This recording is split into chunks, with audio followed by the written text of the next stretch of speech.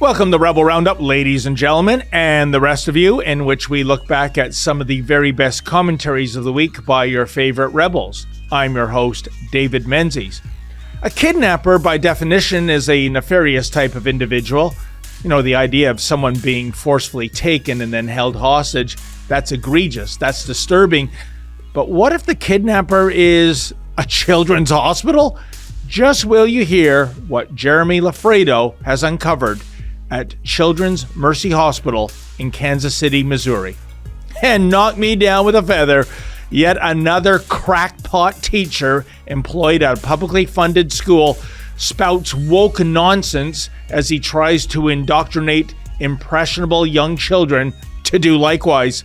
Alexa Lavoie has all the details on Xavier Watso, a true weirdo employed at Montreal's Louis Riel High School. And letters, we get your letters every second of every day. And I'll share some of your letters about a man at Oakville Trafalgar High School who is allegedly transitioning into a woman complete with enormous fake breasts with nipples protruding through see-through tops. And apparently the Halton District School Board is perfectly okay with this grotesque display of gender identity. Welcome to the latest chapter of Transanity.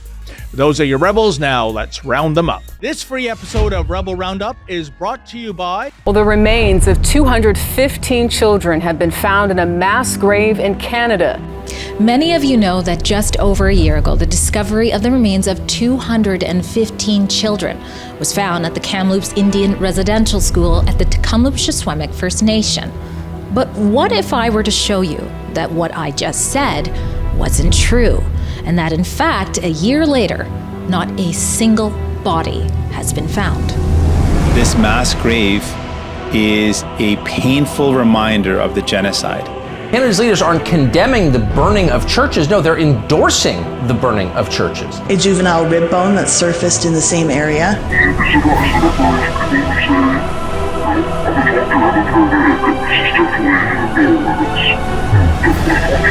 Looks like the chief. It is. Could be you.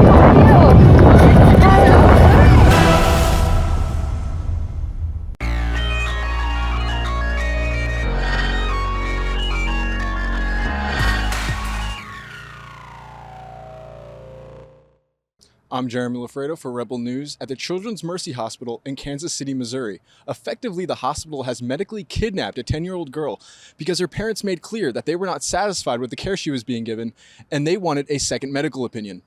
This is the use and abuse of Evelyn Young. Last month, Jessica Young's 10-year-old daughter Evelyn had swollen legs and a swollen stomach. After temporarily treating her daughter's swelling at home, the swelling returned, this time with a rash and sweating. The Children's Mercy Hospital in Kansas City is a controversial research institution that has effectively kidnapped dozens of kids after considering their parents who question the hospital's treatment decisions or ask for a second medical opinion as unfit to parent. Their latest victim is Jessica Young's 10-year-old daughter Evelyn, who was effectively given to the state of Missouri after Jess made clear she wasn't satisfied with the hospital's protocols. Now Evelyn, like many other victims of Children's Mercy, is on the verge of going into foster care. Please go to SaveEvelyn.com and help us fund the legal battle to return Evelyn to her loving family and take her out of the hands of the state. June 18th, my husband noticed some swelling in Evelyn's face, and I didn't notice it, but by the 22nd of June, I noticed it, and I was like, oh, that's a little alarming. And so we started giving her like herbal diuretics within like that week. But it would go up and down. Sometimes she'd be pretty puffy. Other times she would have a whole week where she looked pretty normal. And then the last week, it was pretty severe. She was herself. She was, sometimes she'd be like, my belly hurts. She had a couple of days in that last week where she did vomit, but she was herself. She was normal. She was talkative. She was playing with the kids. The night of August 30th, we were tucking the kids into bed, and she had been complaining for a couple of days that her thighs were sweaty. And I would look and I'm like, I see that they're sweaty, but like that's all I could see. But I looked that night of the 30th and I could see like a rash on the inside of her legs. As any concerned parent would do, Jessica brought Evelyn to the hospital. I decided to go into a local hospital, but they couldn't find a vein. So they recommended that we take her to Children's Mercy Hospital in Kansas City.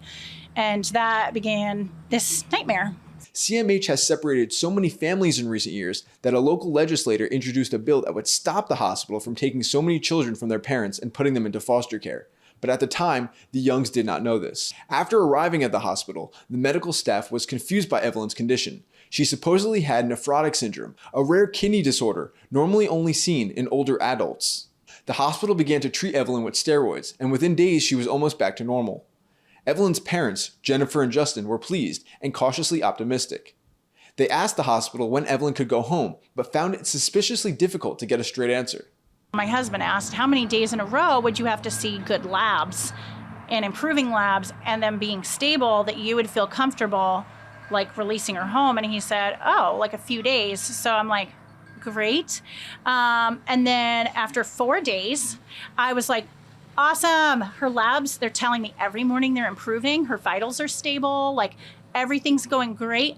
She is functional. She's herself. So I asked him and he was like, well, she's going to be here at least another week. And I said, okay, that's really crazy pants because this is changing from the original. We don't yet know why Children's Mercy facilitates the medical kidnapping of so many children. Is it because of ego? Is it because they don't like their authority questioned by concerned parents? Or is it because loving parents are less likely to submit to the research hospital's tests and studies, which are funded by the federal government, while the state would allow them to do whatever they please? Because doctors know best. But we do know one thing. It's wrong. A kidnapper, by definition, is a nefarious type of individual. The idea of someone being forcefully taken away and then held hostage, that's egregious, that's disturbing, and of course, it's criminal. Having said that, you wouldn't expect a staff member at a hospital to fit the profile of a criminal kidnapper. Hospital workers are supposed to help people in need, not hurt them. And yet, look at what's been taking place at Children's Mercy Hospital in Kansas City. As you saw, the most recent kidnapping happened just a few weeks ago when the Young family brought their 10-year-old daughter, Evelyn, to the doctor for medical advice and support. And in the process, Evelyn's loving parents were somehow determined to be unfit. What's going on here? Joining me now for more on this story is our New York correspondent, Jeremy Loffredo. How are you doing there, Jeremy? I'm doing very well, David. Thank you. Well, thank you so much for joining me. Jeremy, this story, to me, it defies logic. Tell me, what do you think is the unspoken reason for why staff at Children's Mercy Hospital are detaining children contrary to the wishes of their parents? Yeah, so that's exactly what's happening here. We have parents who are bringing their children in, voluntarily because their children are sick, and the hospital will, begin to take care of them.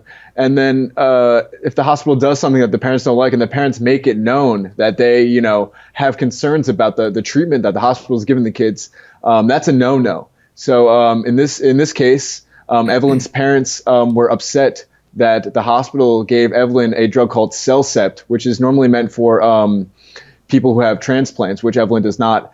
So they gave her this drug called Cellcept, and she had encephalopathy. Her brain began to swell, which caused her to go temporarily blind. So, her parents, who are concerned about her health, were not happy with the hospital. And the hospital took their unhappiness as mental unwellness, as mental unfitness to be a parent, and called Child Protective Services because the parents were so unhappy with the care they were given at the hospital. They said, we want to take Evelyn out of the hospital. They said, you can't, you have to wait 12 hours. And within that 12 hours, custody was given to the state of Missouri. It's a wild story, and I've heard many of these cases after going to Kansas City and poking around. Jeremy, you raise a good point, and this seems to be a common thread. It seems to be when parents want to go and get a second opinion, the staff at this hospital I don't know, they're considering it a personal slight, a bruise to their ego. I mean, it's amazing. If my truck needs a repair and I take it to a mechanic and he gives me an estimate and I say, I'm going to go down the road, see what the other mechanic has to say. I've never run into a situation where, I'm sorry, I'm not giving your keys back. This is the deal. Take it or leave it.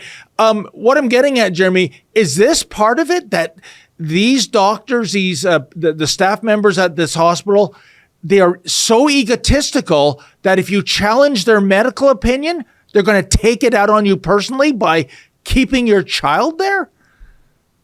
That's exactly the justification and the reasons that I've heard from the handful of parents whose children were taken by this hospital. That's what they've all said. It's an ego thing. It's we don't like the medical care you're giving our child, and the doctors are, they're insulted by this. And they say, you know what, you're not a good parent. So it's you're not a good doctor, you're not a good parent. And, it's like that case you just said about your car, but this is, someone's child. So it's quite unnerving. And another thing I'll add is that the people that I've spoken to, it's not that their stories are slightly similar. It's not that they kind of sound the same. They're exactly the same story. Over the course of the last 6 years of the parents that I've spoken to, they'll be at the doctor and they'll say, we want to take our daughter or our son out for a second opinion. And it's the second opinion. It's the losing the child, losing some say, these kids are cash cows because they're bringing out all this money in these smaller cities in middle America. It's that we want to take our kid out, and the state gets involved right then and there. This is amazing. And if it's about the money, this makes it doubly egregious that they're, using a child as a bargaining chip, it sounds like. But, Jeremy, I was watching a report. I was listening to the mother speak, and I thought, if I'm going to put myself in her shoes, if that was one of my boys and I asked for a second opinion and they said no, and we're going to keep him here, A, I'm phoning the police. And B, if the police come and they say nothing we can do here, I'm lawyering up. I'm getting a shark of a lawyer to sick on this hospital. Have any of the parents responded in such a fashion? So what happens is the parents I've spoken to, the hospital calls CPS and gets the state involved, specifically when they believe the parents don't have the financial means to defend themselves and defend their family. So the people I've spoken to, they come from lower middle income families, and they lost their children. And then there was one woman who said, we lost our child, but they didn't know that my husband's dad, the child's grandfather, was very wealthy. So he paid for our lawyer. It costed a couple $100,000, maybe 6 years, and they ended up getting their child back because they had the financial means to defend their family and get their child back. But this causes, they get their child back 6 years later. It still, really destroys a family. And another thing I'll add is that I was speaking to the father of Evelyn Young, Justin Young, and he said that the papers that the hospital gave to the court, it contains very little about Evelyn's current medical condition. But what it does contain a lot of is the fact that Evelyn is unvaccinated and homeschooled. So, it's a strange thing to bring up, her education status when we're talking about her current medical emergency, and the fact that she's not vaccinated for these, things doesn't really have anything to do with the fact that her liver has this, weird genetic problem. But, it's more of a political vendetta against a family that sees, the way to raise a child is different than the hospital sees. You know what? You've nailed it, Jeremy. I mean, it is political. When you bring in factors that you're homeschooled, you're unvaccinated, what does that have to do with the price of tea in China, for goodness sakes? I mean, that is completely irrelevant to the condition this young girl is suffering. But we know where it's going for those on the uber left, being unvaxxed, being homeschooled. Basically, you may as well be an enemy of the state in their eyes. Exactly. Just despicable. One final question, Jeremy. Where is this going? The fact that this is not a one-off, the fact that it's several families at this one hospital, it's uncanny. How is this going to get resolved? It happens so often that there's a state senator in Missouri that is trying to get a bill passed that will cause the hospital to be investigated and will stop them from taking so many children so much more frequently than other hospitals in the area. So this is something that state senators, democratically elected people in the area are noticing. But this specific case of Evelyn Young, we are actually, Rebel News is financing Evelyn Young's lawyer right now. We're trying to get her back. It's going to be a fight. It's going to be an uphill battle, but we're hoping that since we entered the fight so early, it'll better our chances in getting Evelyn Young back to her loving parents. You can donate to Evelyn Young's lawyer and help us fund her lawyer at saveevelyn.com. You can also sign a petition on saveevelyn.com. Add your name to it. I'm going to take that petition and deliver it to the hospital's board of directors next time I'm in Kansas City. So please go to saveevelyn.com. It will really help this little girl out and help her family out. And hopefully we'll get her back. Yeah, fantastic. Certainly a worthy cause. And, Jeremy, I just can't believe that with the kind of constitutional rights and protections Americans have, that this is actually happening in the United States of America. It is absolutely baffling. Did a great work on your investigative reporting on this, Jeremy. Thank you so much. And you have a good day, my friend. Thank you, David. You as well. Okay, then. And that was Jeremy Loffredo in New York City. Keep it here, folks. More of Rebel Roundup to come right after this. This free episode of Rebel Roundup is brought to you by... My mug? I know.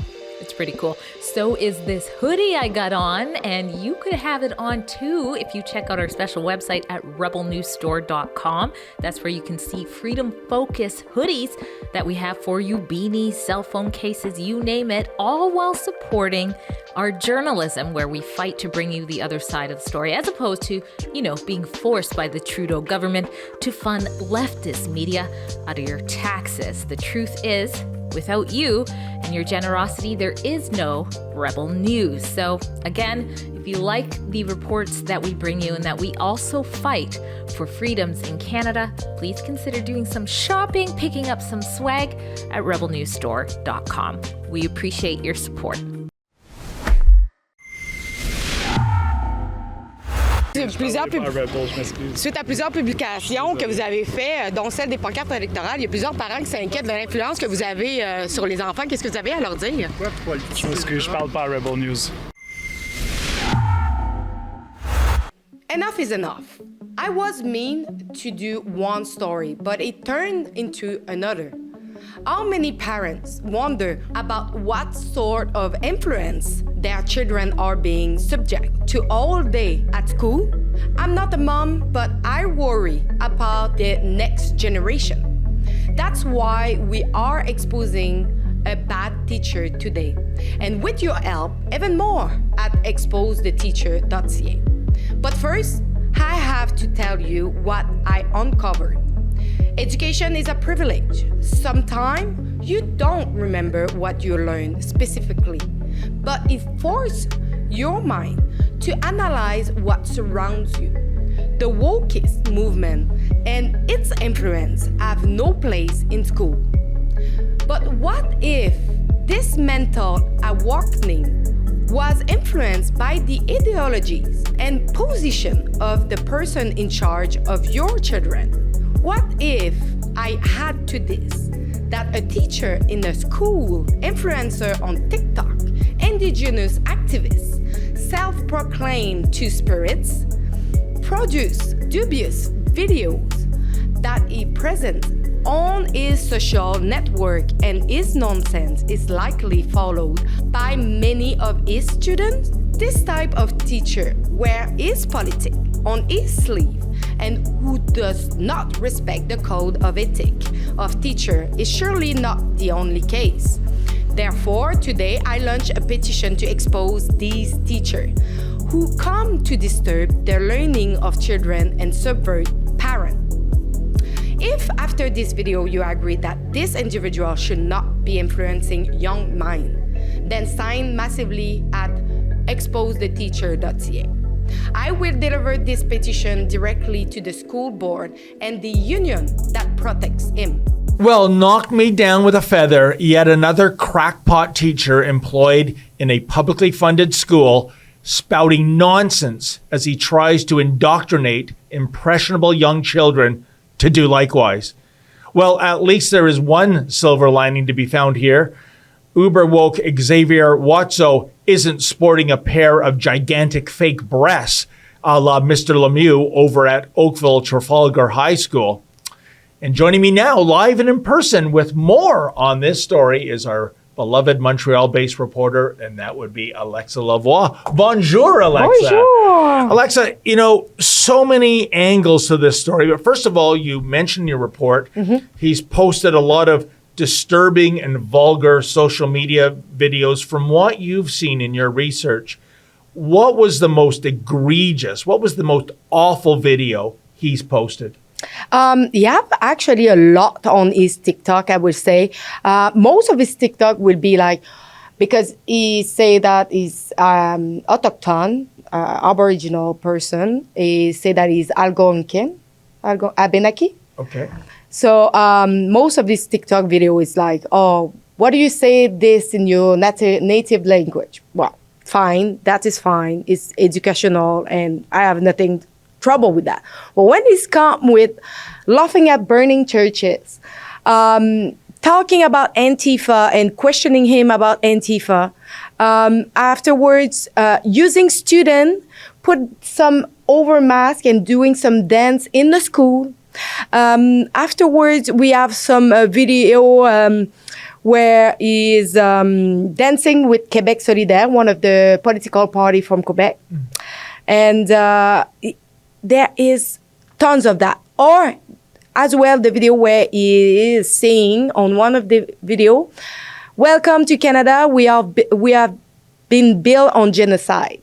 Unbelievable. Alexa, so many examples there. I think the worst is that business of laughing about Catholic churches being burnt to the ground. One of the most overlooked, underreported stories of last year. And it speaks, Alexa, to the double standard. If those were mosques being burnt to the ground or Hindu temples, and you posted a jovial video, isn't that so funny? Look at these mosques being burnt to the ground. Could you imagine the outcry? But when it comes to Christianity, the media sees no story here. Yeah, and the fact is, a lot of people knew already who was Xavier Watso. The fact that he was an activist before. We saw a lot of video of him like being in the kind of protest, but leftist protest, like wokist protest. He is really involved in so many bad events that happened in the past. And as well, like when he caught the election board on the school property, that just shed the light that, okay, this is a really woke teacher who are spreading into the children. And he tell in the video, I'm doing some positivism, leftism on my student. And he agree with it. And he is not ashamed of that. He's actually proud of doing that.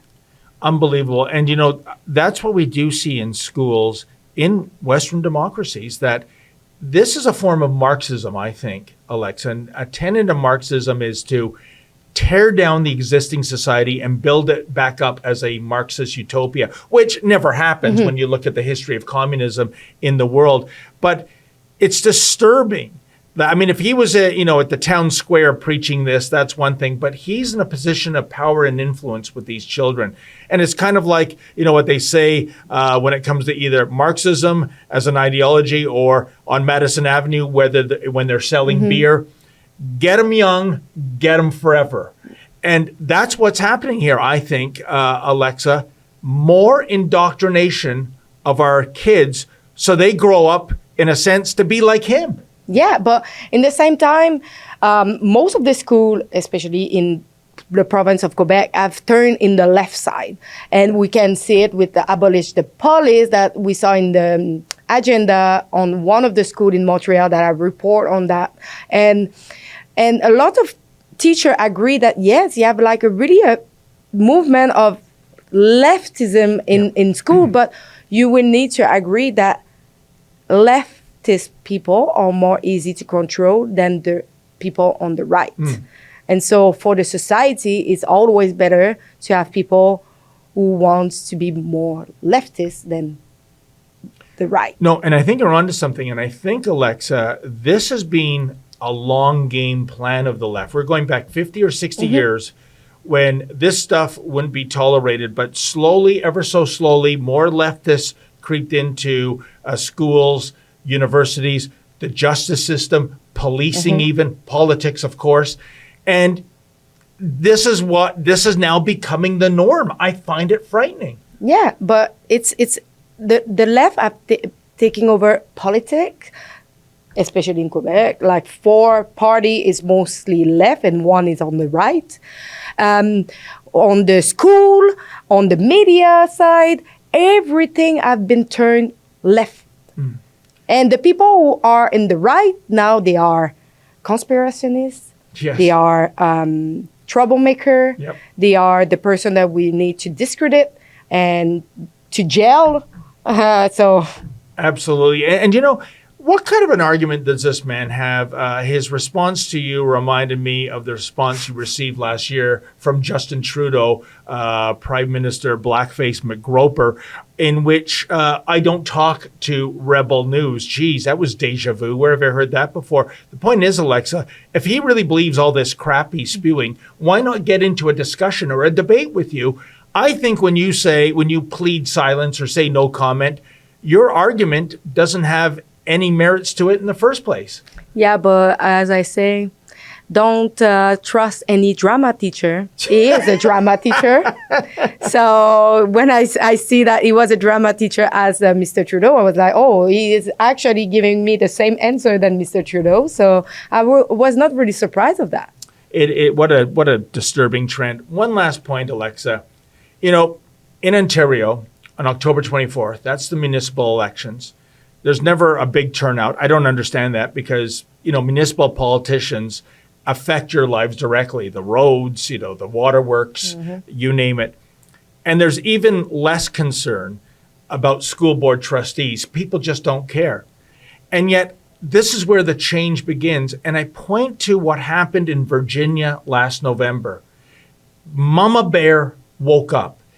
School boards in Virginia were packed with parents that were saying to the trustees, we're sick and tired of all this crap like critical race theory and Marxism and radical transgenderism being shoved down our kids' throats. And what I'm getting to, Alexa, is that is the lowest elected position in our democracy, school board trustee. But look what happened in the elections in November. You had Glenn Youngkin defeat Terry McAuliffe, the Democrat, a Republican victory, which was considered a long shot. It happened. What I'm getting at is this movement brought about regime change at the highest level. Is this what's needed, Alexa? That parents should get involved in their schools, their school boards, take a look at what's being taught, voice their opinions en masse to these trustees and say, we're not going to take this crap anymore. But the only problem with the school board committee, it's often they have like parents involved, but the parents is on the same side than the school. So, so the point is, if you really want to have a protection, you need to not let the committee to choose which kind of parent they want. It should be elect maybe in a democracy way and ask other parents who you want to see in the school board committee. Because what I saw so far, I was in another school in Montreal and the school board committee did all agree to let in place health measure and vaccine passport when everything was lifted in Quebec because the parent in the committee wanted the same thing that the school. So at the end of the day, if we are not doing something because we think that we need to get the parents involved, but when the parents who are representing other parents is not really representing them, really, but the school, I don't think it's better either. And one last thing too, Alexa, since we're talking about kooky teachers, certainly Carrie Luc Lemieux, now going by the name of Miss Kayla Lemieux, the teacher at Oakville Trafalgar High School. This is the man, of course, making headlines around the world from India to the UK because he's showing up to work with giant fake breasts, wearing see-through tops, having his nipples protruding, not following shop safety etiquette rules. What's your take on him? So me, I would say that as a woman, if you really want to transition, if it was really a transition, usually you want to be as pretty and as resemblance as a woman. And we know that that doesn't represent at all like what is a woman, especially because big breasts give like back problem and a lot of problem on the feminine side. And so I think it just used that as shedding a light on something else that probably if he was just shedding it, probably will be like just fire and his message would be not spread over. To doing that, now we have the attention of all, not just Canada, but all around the world. And it's probably something that you have to say. And I think I invite him, if you see like this video, this report from David Menzies, to reach out to Rebel News to, if you have like a message to tell. I think it's a good time to choose your media that you know that your message will pass through. I would love to talk to him. I've reached out by email, no response. I think you're right. There's something more to this story, Alexa. This is not somebody, I think, who is genuinely transitioning into a woman. It's either one of two things, I think, mental illness, or this is an elaborate prank. And who knows? We'll see in the days and weeks ahead. But I really appreciate you as a woman. And make no mistake, folks, Alexa Lavoie is a 100% biological woman. Yeah. And what a woman. I'm so happy to hear her opinion on the insanity that we're dealing with. Before I get into trouble, keep it here. More of Rebel Roundup to come right after this. This free episode of Rebel Roundup is brought to you by Adam Sosa here for Rebel News. You know, our company is growing quickly, and we'd actually like for your company to grow too. That's why this ad space that I'm speaking through right now is actually available for you to purchase. So instead of people listening to me, they could actually be learning about your company, learning about your business. If this interests you, if this is an opportunity you'd like to capitalize on, send us an email at ads@rebelnews.com. David Menzies for Rebel News here in Oakville, Ontario. And folks, I'm here at Oakville Trafalgar High School. And you know, in most schools, when it's drag queen story time, that's typically a one-day event for a few hours. But here at Oakville Trafalgar High School, drag queen story time is anytime Mr. Lemieux, aka Miss Kayla Lemieux, is teaching shop class. You see, Mr. Lemieux is allegedly transitioning into a female, but that's not really news these days. What is news is the fact that his fake prosthetic breasts are so humongous, literally twice the size of a man's head and weighing about 35 pounds. As well, his nipples are always protruding, and he wears see-through blouses. So really, what is going on here? Is this really someone who is transitioning into a female, or perhaps is Mr. Lemieux playing some kind of prank for whatever reason? Is he maybe deliberately trying to get fired so he can file a wrongful dismissal claim? Or dare I say it, is Mr. Lemieux suffering from mental illness? And if he is, he should be treated immediately. Now, folks, if you're getting a sense of deja vu regarding our story here, it's well-founded. That's because my cameraman Lincoln J and I were here yesterday to report on this situation. Let's go over and find out what this young man is trying to do here outside Oakville Trafalgar High School. You used to be a student here at Oakville Trafalgar High School. Back when you were in class, were there any shop teachers with enormous fake breasts? No, actually. I took shop every single year that I went here for all 4 years. And I never have any sort of recollection whatsoever of any individuals wearing a large fake bust. And I think that's the issue here, This isn't about transsexualism or anything like that, but what this is really about to me is just common decency at the end of the day. If we see an individual that has an inability to adequately control the dysphoria that they're exhibiting, I think that they should not be in a position of being a lecturer, essentially. And, I know a lot of the people that go to the school right now, a lot of the younger people, I know their siblings very well. I've had a lot of people hit me up online and support, a lot of my friends, and I've talked to kids who are in that class right now. And it's absolutely disgusting what we're facing right now. What are those kids saying to you? I had one kid last night cry to me over the phone, honestly. It's pretty brutal. But no, it's really just I can't even believe that this is happening right now. And let's be real here, no one likes this. No one enjoys that this is happening right now, but a lot of people are afraid to speak up. I'm friends with a lot of trans people and stuff like this, and even them, they don't support this because, this is a very extreme example of what we're seeing right now at the end of the day. And alas, there has been misinformation out there as to the previous alias of Miss Lemieux, namely a teacher here who I understand is a good teacher and a good man and a 100% biological man, Stephen Hanna. He was named as the alias of Mr. Lemieux.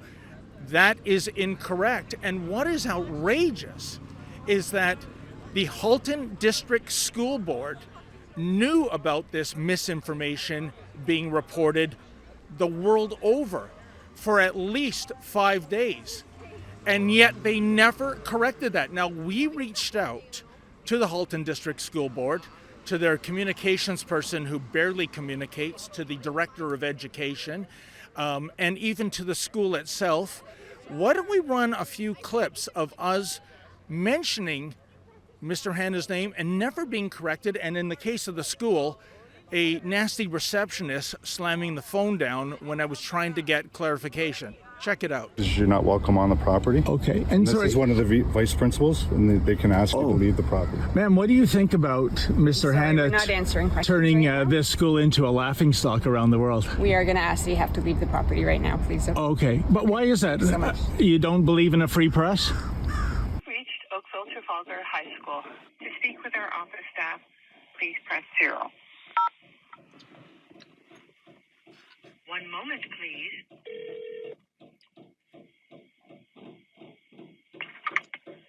Main office, may I help you? Oh, yes. Good morning. Can I speak with Mr. Stephen Hanna, please? I think he's teaching right now. Are you a parent or? Oh, no, I was just, I'm trying to confirm if Mr. Hanna also goes by the name of Miss Kayla Lemieux. Okay, we're not having this conversation. Thank you for calling. Bye-bye. Oh,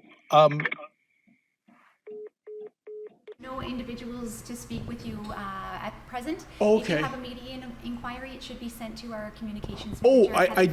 I did. So, but we're just wondering why Mr. Hanna can violate the dress code, why he can violate... Please leave the... Oh, I'm sorry, and who are you, please? But, so why, is there a different set of standards for allegedly transgender teachers?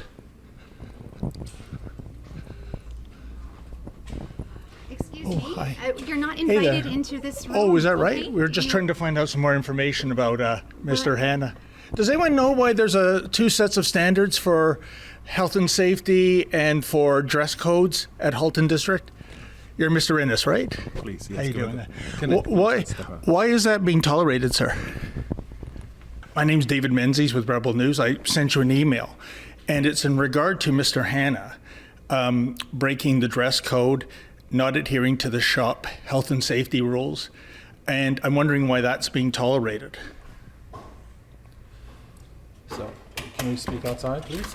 There are actually two storylines taking place in Halton region regarding the notorious Carrie Look Lemieux, aka Kayla Lemieux. First, why is this spectacle being tolerated, from the outrageous prop breasts to the see-through blouses?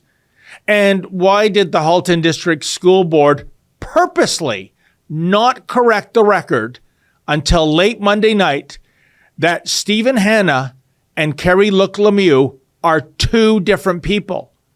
They had ample opportunity to correct the record much earlier, but they chose not to do so. Why? I think they wanted to discredit media outlets for reporting wrong information. So yes, to fulfill their evil agenda, they threw an innocent teacher under the bus. Disgusting. In any event, you had plenty to say, plenty, regarding this story. This comment will probably vanish, Ask Google writes. No one gets freedom of sexual expression in a public school.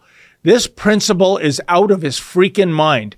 My daughter was suspended for wearing a spaghetti strap top to a school without air conditioning. This is beyond disgusting. It's repulsive. And I would be saying the exact same thing about a biological woman dressing like that at a school full of children. Well, my friend, sorry to hear that your 100% biological daughter got suspended for wearing clothes that were meant to help her keep cool in a non-air conditioned class. Too bad the school considers her to be a threat to society. Unbelievable. Steve D writes, this story absolutely infuriates me. I've contacted everyone possible from the school to the HDSB to the MPP for Halton. Nothing being done, of course. Most mainstream media is afraid to touch this because of the woke mafia. Being trans is not an exemption to the professional standards and conduct we are all subjected to at our workplace. This is absolutely ridiculous, and the board should be ashamed of itself, hiding behind inclusivity and babbling on about protecting the teacher. Meanwhile, the students are exposed to this fetish on a daily basis. If my kids were in this district, they would be pulled immediately. Please keep reporting on this and keeping it fresh in people's minds. Well, Steve D, you make some great points there regarding the woke media mafia not touching this story. You see, they fully support the radical transgender movement, of course. They have no problem with trans men competing with real women in sports or doing time with real women in prisons. And hey, what could possibly go wrong there? But even they suspect something is not quite right with this story. But instead of investigating it, they ignore it. They don't want to report anything that might be construed as, transphobic. What a bunch of gutless cowards. Betty Sims writes, I'm a teacher. I was forced to resign and almost lost my license because I was pro-life conservative. I was told I made the parents uncomfortable. Betty, please reach out to me on our tips line. That's tips@rebelnews.com. Assuming this story is legit, I'd like to do a story on this outrageous turn of events. Frang It To writes, as a longtime woodworker, I was shocked that his hair is not tied up in a ponytail or bun. If one's hair gets caught in a miter saw, it would result in a serious injury. A shop teacher should know that. Alas, maybe the HDSB considers that enforcing the safety rules of a workshop is, transphobic again. So if you are trans, well, goodness knows, anything goes. And finally, Timo X writes, it seems weird to me that a person can be wrongly named by media for that long these days without being corrected. I'm curious if Miss Lemieux has an employment contract with her name on it and if the proper process was followed for hiring her.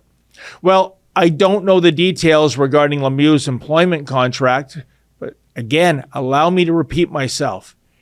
Everyone at the HDSB should be ashamed of themselves for intentionally not correcting the record in terms of what or who that other teacher was. That teacher was being wrongfully identified for days on end. That other teacher was not the same person as Mr. Lemieux. I believe they wanted this factual error to occur simply to discredit media outlets for reporting wrong information. So yeah, again, they threw an innocent teacher under the bus so as to maintain their evil agenda.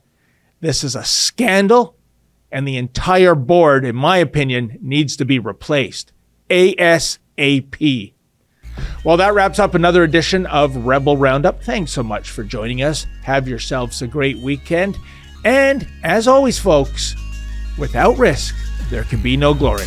Good night.